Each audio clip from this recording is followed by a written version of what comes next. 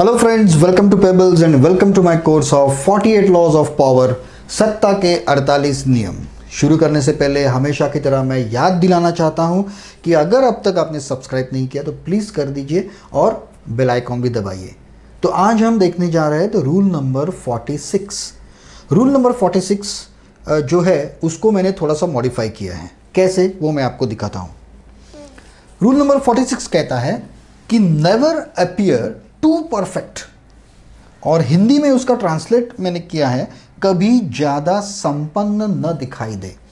अभी actually to perfect and संपन्न, इन दोनों में उसका परफेक्ट का अर्थ कुशल होना चाहिए था, लेकिन मैंने संपन्न लिखा है वहाँ पे और उन्होंने लिखा है। तो मैं ये कहूँगा कि नेवर अपीयर टू परफेक्ट और रिच। ओके, इसके ऊपर मैं आपको एक किस्सा बताता हूँ। एक फ्रेंड का, मेरा एक फ्रेंड था, उसको डांस बार में जाने की बहुत आदत थी। वो हमेशा जाता था। अब तो डांस बार बंद हो चुके हैं, 10 साल पहले की बात है ये। तो कुछ तो हुआ, एक बार डांस बार से वो आ रहा था और उसकी गाड़ी रोक दी पुलिस ने, और बियर की बॉटल्स वगैरह थी। तो उसको पकड़ के रखा पुलिस ने। तो इसने हम लोग को फ़ोन किया, तो हम लोग गए, उसको छुड़ाया, क्योंकि वहाँ के पुलिस लोग हमारे पहचान वाले थे। और इसने बाहर कुछ किया भी नहीं था, वो घर जा रहा था वहाँ से।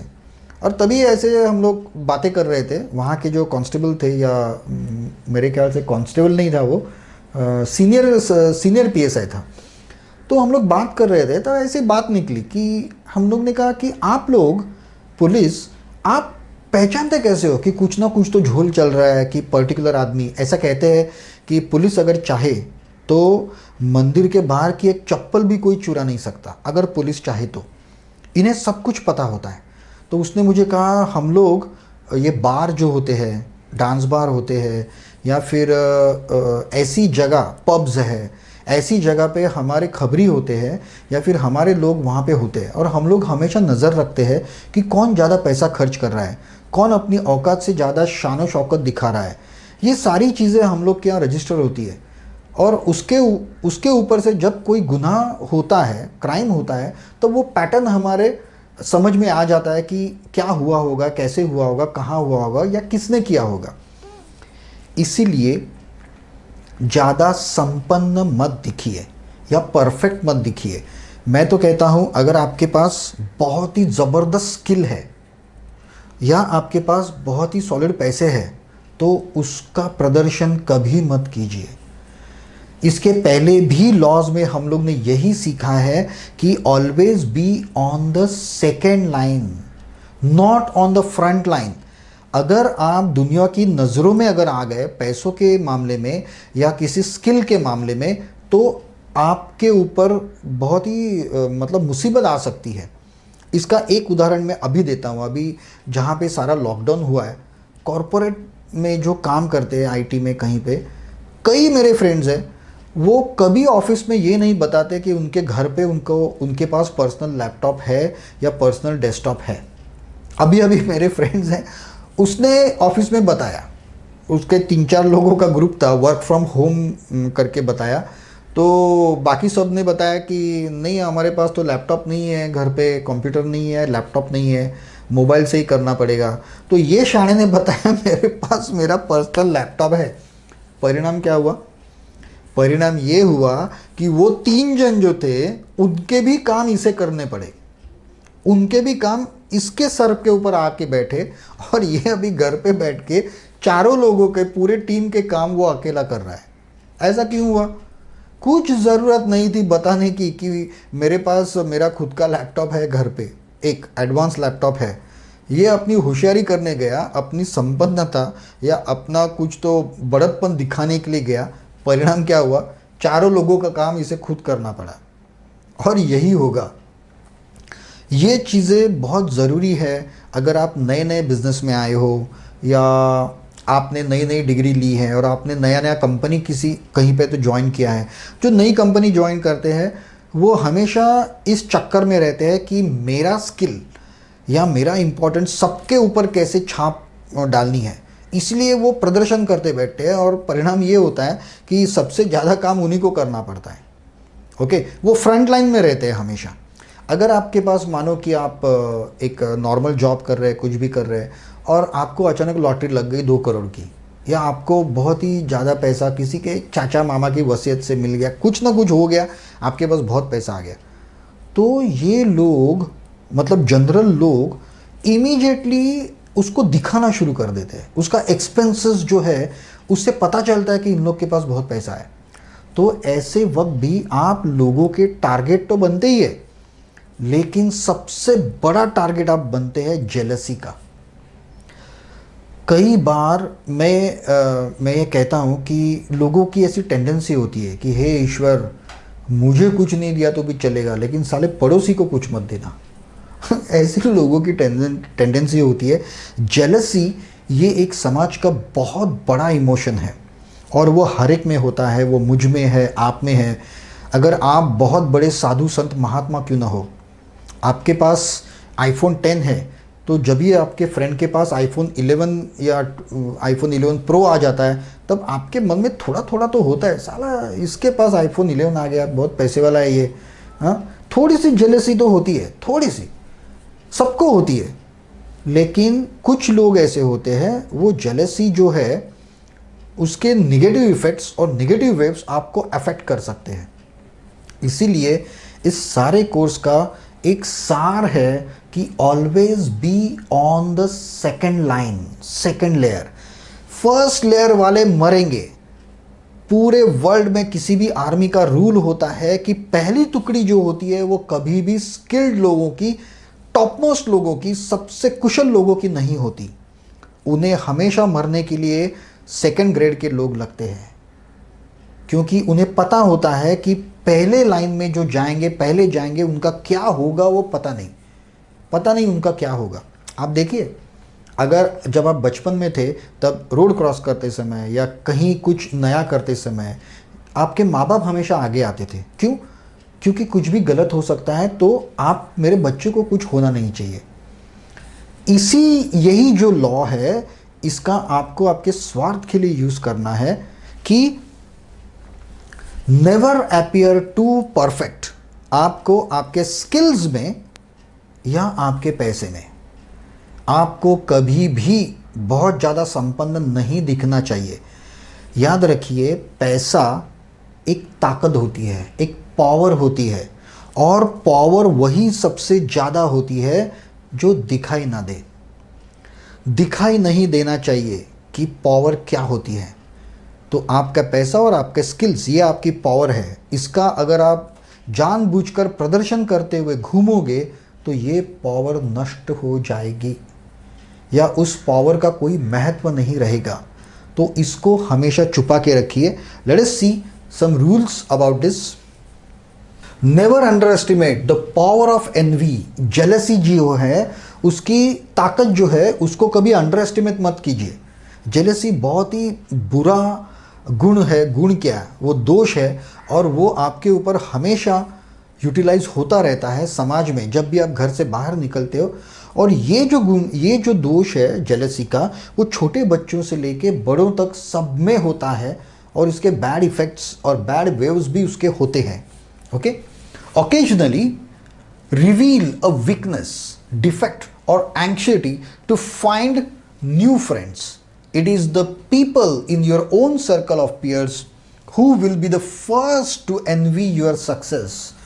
आपकी जो सक्सेस है उस पर जलने वाले सबसे पहले लोग आपके सबसे करीबी ही होंगे, आपके दोस्त ही होंगे, भले वो दिखाए या ना दिखाए। लेकिन एक चीज़ आप हमेशा याद रखिए कि विश्वास सिर्फ और सिर्फ आईने पर, faith should be only on the mirror, मतलब अपने आप पर। और जैसा मैंने पिछले किसी लॉज में कहा था, अपने माता पिता छोड़ के इस संसार में किसी पर भी विश्वास नहीं। विश्वास, अगर आप, जो ज़्यादा विश्वास रखता है उसे ही ज़्यादा धोखा मिलता है। अगर आप विश्वास नहीं रखोगे तो आपको धोखा भी नहीं मिलेगा, क्योंकि आप अलर्ट रहोगे, आप सावधान रहोगे।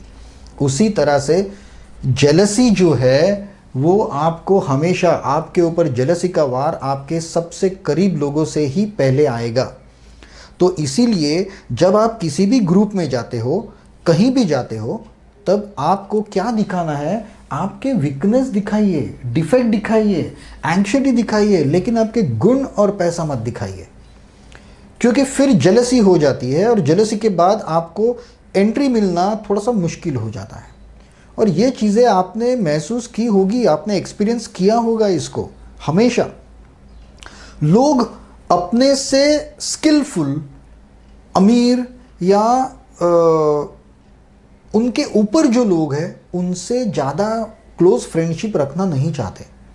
लोग हमेशा उनसे दोस्ती करते हैं जो उनके नीचे है, एक स्टेप नीचे। मतलब कोई एमडी रहेगा तो वो वॉचमैन से जाके दोस्ती नहीं करेगा, लेकिन उसके नीचे जो है, जिसे वो दबा सकता है, उसी से लोग ज़्यादा फ्रेंडशिप करते हैं। आपको आपका स्वार्थ साधना है, ऊपर वाले को अगर आपको खींचना है नीचे, तो पहले आप दिखाइए कि तू शाना है, तू ग्रेट है, मैं तो तेरे सामने कुछ भी नहीं।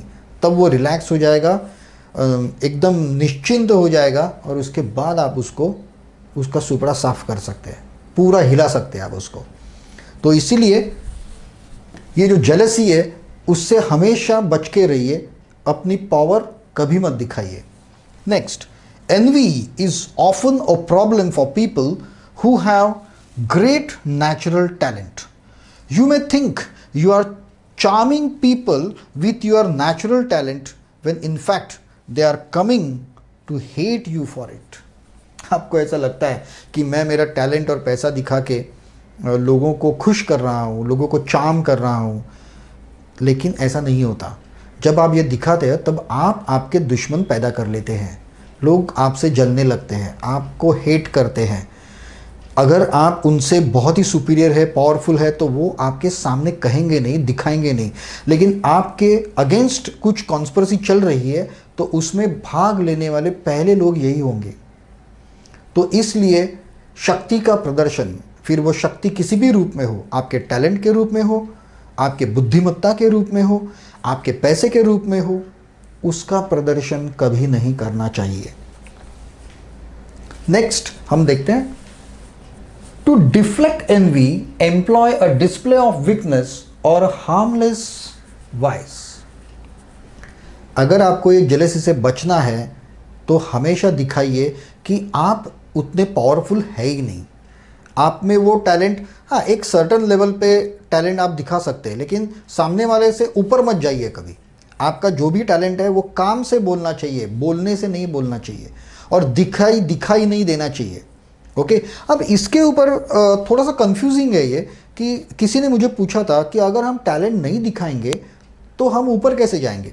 देखिए, मैं ये कहता हूँ कि आप टैलेंट दिखाइए, लेकिन सिर्फ उसी को दिखाइए जिससे आपका फ़ायदा होने वाला है।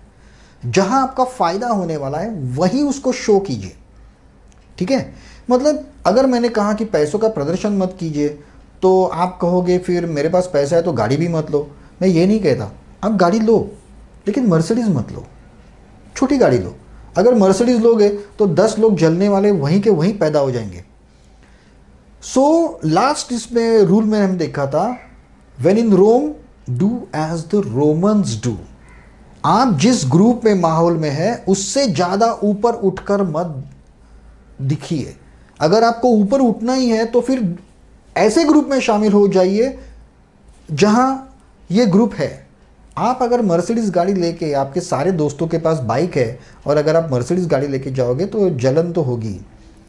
तो अगर मर्सिडीज़ गाड़ी आपको लेनी है तो आप उसी ग्रुप में शामिल होइए जहाँ पे लोगों के पास वैसी ही गाड़ियाँ हैं, वो लेवल के ही लोग हैं।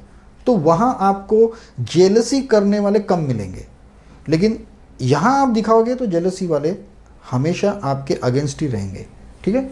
Next, envy is disguised sometimes as an excessive praise or slander and criticism. Win your revenge by ignoring the envious. अब ये लास्ट पॉइंट जो है वो आपको ये सिखाता है कि अगर आप इसके शिकार हो ही गए, इस जेलसी, एनवी, हेट, इसके शिकार अगर आप हो ही गए, तो उससे डील कैसा करना है। अगर कोई आदमी आपसे जल रहा है, कोई हेट कर रहा है, क्रिटिसाइज़ कर रहा है, तो उसको निग्लेक्ट कीजिए, उसको कोई जवाब देने के लिए मत जाइए, उसको कोई एक्सप्लेनेशन मत दीजिए, कोई जवाब मत दीजिए।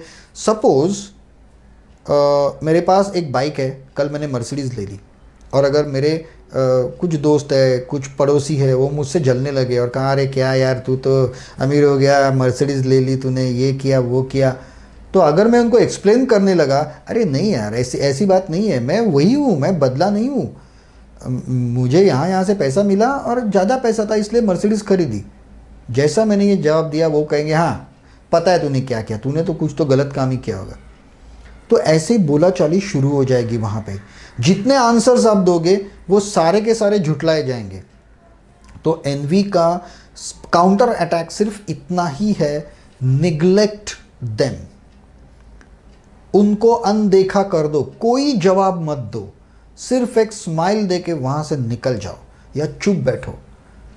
आपने अगर जवाब देना शुरू किया तो याद रखिए आपकी से जलने वाले, आपके ऊपर जो गॉसिप्स है, हेट है, क्रिटिसिज्म है, वो मल्टीप्लाई होता जाएगा, एक दूसरे को बताएगा, दूसरा तीसरे को बताएगा, और वो ग्रुप बढ़ता जाएगा और उसका सामना करना फिर बहुत मुश्किल हो जाएगा।